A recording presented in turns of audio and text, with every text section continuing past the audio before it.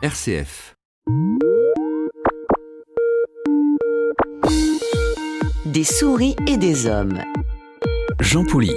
Bonjour Jean Pouly. Bonjour Lucie. Le thème de votre chronique aujourd'hui, la cybercriminalité entre mythes et réalités. Eh oui, en fait, une vieille histoire, la cybercriminalité.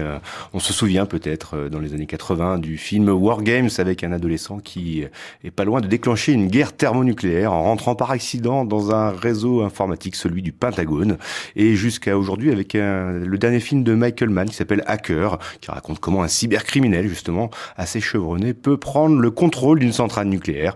Alors oui, le cinéma regorge de films qui mettent en scène la toute-puissance de la maîtrise des réseaux informatiques pour commettre des crimes, car le développement des réseaux informatiques a vu la naissance et le développement de ce que l'on nomme désormais la cybercriminalité. Alors entre le cinéma et notre réalité quotidienne, il est intéressant de faire la part des choses, car nous oscillons entre une peur souvent un peu artificielle, largement entretenue justement par le cinéma, les médias, et des menaces très concrètes qui concernent à la fois chacun de nous comme particuliers utilisant le numérique et Internet, mais aussi les entreprises, les États et tout organisme qui peut susciter un intérêt criminel. Justement, nous aussi, soyons très concrets. Qu'est-ce qu'un cybercrime ? Alors on peut le définir tout simplement comme une infraction pénale susceptible de se commettre sur au moins un système d'information généralement connecté à un réseau. Les cybercrimes peuvent se classer en plusieurs catégories d'infractions. Il y a celles qui sont tout simplement en fait facilitées par les technologies de l'information, avec tous les crimes qui existaient déjà en fait, comme la prostitution, le blanchiment d'argent, et en fait dont l'activité est facilitée par l'utilisation de réseaux électroniques. Il y a aussi des infractions dites de contenu, avec par exemple la circulation d'images pédopornographiques, l'incitation au terrorisme, à la haine raciale sur Internet, ou encore les atteintes aux personnes privées avec ce qu'on appelle le cyberharcèlement. Alors dans cette catégorie, on a bien sûr en tête le cyber-djihadisme, dont on entend parler aujourd'hui avec ses campagnes de recrutement de jeunes via les réseaux sociaux, mais aussi les vidéos complotistes et racistes qui pullulent sur le web et qui sont souvent assez difficiles à supprimer définitivement. Alors une autre catégorie d'infractions concerne les atteintes à la propriété intellectuelle avec le partage qui est non autorisé d'œuvres protégées via le réseau Internet. C'est là qu'on retrouve ce qu'on appelle le téléchargement illégal de musique ou de films qui représente un commerce très important. Enfin, il existe un ensemble d'infractions liées à la confidentialité, l'intégrité et la disponibilité des données informatiques personnelles avec les écoutes et la surveillance, les fraudes à la carte bancaire ou encore la cession illicite d'informations personnelles. Vous voyez, rien n'est épargné. Et est-ce qu'on peut dire que le numérique, que les réseaux ont augmenté la criminalité ? C'est un peu difficile à dire car on ne dispose pas encore vraiment d'instruments de mesure assez fiables comme ceux dont on dispose pour les crimes et délits plus classiques. Et puis, il faut prendre en compte une donnée importante car si le crime se virtualise, il passe la plupart du temps en fait du réel au virtuel. Mais cela ne veut pas forcément dire qu'il se commet 2 fois plus. L'un prend souvent la place de l'autre. Par exemple, je pirate une carte bancaire au lieu de voler un sac dans la rue. Je rédige un tweet raciste au lieu d'insulter quelqu'un en face. Disons plutôt que c'est les spécificités d'Internet et des réseaux qui, sans aucun doute, facilitent les crimes et délits. Et en quoi, justement, favoriserait-il plus spécifiquement le crime ? Alors il y a incontestablement la facilité justement d'accès. N'importe qui, un peu formé, équipé, connecté, peut commencer à commettre des crimes électroniques. Il est sans doute encore plus facile de voler une pomme à l'étalage et d'être un pickpocket que d'être cybercriminel. Mais ce qui est important de comparer, c'est la facilité d'accès au crime conjuguée aux gains réalisés.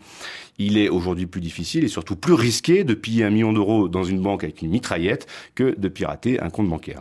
Alors la cybercriminalité regorge aussi de techniques très subtiles avec par exemple des logiciels malveillants qu'on appelle les malwares qui infectent un ordinateur à partir d'un fichier qu'on ouvre quand on reçoit un courrier électronique. Ensuite, ce logiciel se met à espionner l'ordinateur et peut même en prendre le contrôle.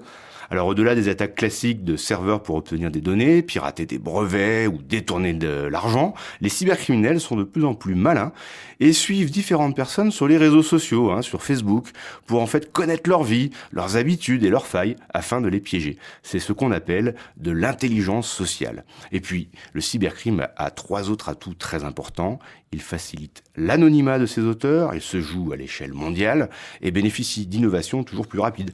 Il est donc plus difficile difficile de trouver, de punir les criminels et de s'adapter aux nouvelles techniques qui changent évidemment très souvent. Dans le jeu, on va dire des cybergendarmes et des cybervoleurs, le cybervoleur a bien souvent une longueur d'avance technologique. Mais justement, qu'est-ce qui a déjà été mis en place pour lutter contre ce nouveau fléau ?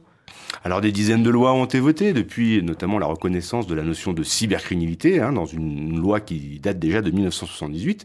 Donc le cadre juridique est bien sûr fondamental pour caractériser les cybercrimes et les punir, mais il faut aussi une nouvelle infrastructure et de nouvelles compétences pour lutter contre le cybercrime. Alors différents offices spécialisés contre la cybercriminalité ont été mises en place par les gouvernements et se renforcent d'année en année, notamment en mettant en place une véritable cybersurveillance des réseaux électroniques qui comporte également de nombreuses limites et de nombreux risques, notamment sur les libertés individuelles. On peut aussi utiliser les vieilles recettes comme la délation, traditionnellement utilisée aux États-Unis, qui récemment ont offert de juteuses récompenses financières à ceux qui aident à retrouver les pirates informatiques. On peut aussi s'équiper de logiciels de sécurité, les fameux antivirus, mais tout cela ne remplace pas l'urgente nécessité de s'informer et de se former, car c'est avant tout la vigilance et la connaissance des risques encourus par chacun de nous qui peut être, selon moi, réellement efficace sur le long terme. Alors là, c'est un peu compliqué. On choisit quoi entre la cybercriminalité et la cybersurveillance, puisqu'il y a des limites forcément à la cybersurveillance, vous l'avez dit. On choisit quoi alors ?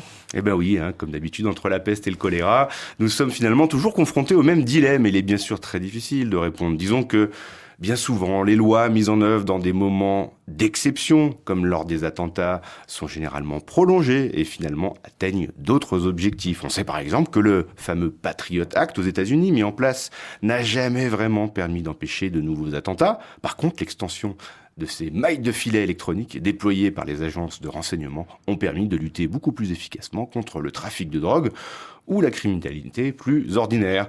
Alors de là à justifier une surveillance généralisée, bien sûr, il n'y a qu'un pas que les gouvernants ont déjà largement franchi, aux citoyens donc de prendre conscience de ces dérives et de réagir. Merci Jean Pouly, à très bientôt.